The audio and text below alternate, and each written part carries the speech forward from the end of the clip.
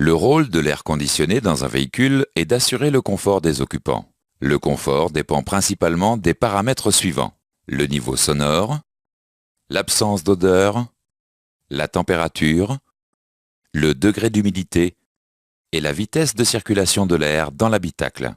Pour assurer le confort des passagers, Renault propose depuis 1976 l'air conditionné dans ses véhicules. Voyons d'abord le rôle de l'air conditionné dans un véhicule selon les différentes conditions climatiques. Par temps froid, l'air conditionné abaisse le niveau d'humidité de l'air de l'habitacle et participe au désembuage des vitres. Par temps chaud, l'air conditionné refroidit l'air de l'habitacle. Dans tous les cas, les vitres doivent être fermées pour obtenir une efficacité maximale de l'air conditionné. Voyons maintenant les principes physiques utilisés pour produire du froid. La matière se présente sous 3 états: l'état solide, l'état liquide et l'état gazeux. Les changements d'état de la matière sont les premiers phénomènes exploités dans la production de froid. Le passage de l'état liquide à l'état gazeux s'appelle évaporation. Le retour de l'état gazeux à l'état liquide s'appelle condensation. Le premier phénomène physique utilisé pour la production de froid est la détente d'un fluide sous pression.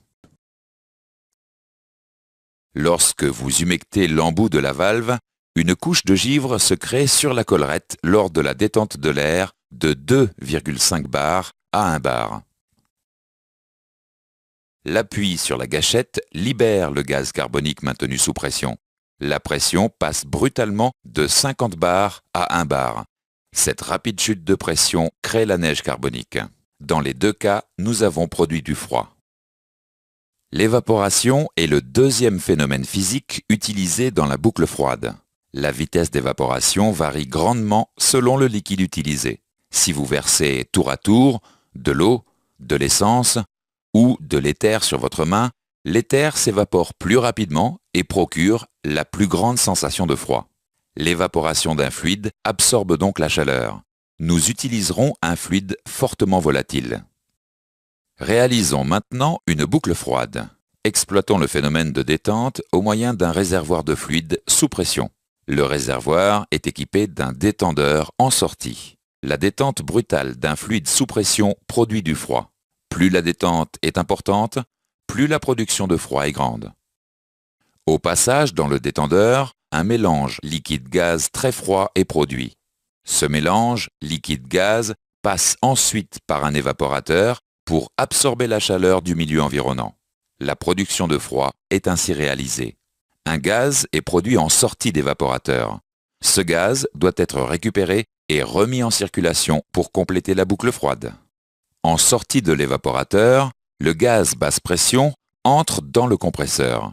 La pression et la température du gaz augmentent. Le gaz doit être refroidi et liquéfié avant de retourner dans le réservoir. C'est le rôle du condenseur. Le circuit de boucle froide est maintenant complet. Observons maintenant les diverses températures et pressions dans chaque partie du circuit. Ces notions sont utiles lors de la recherche de dysfonctionnement de la boucle froide. La boucle froide dans le véhicule est ainsi composée principalement des éléments suivants: un réservoir, un détendeur, un évaporateur, un compresseur et un condenseur.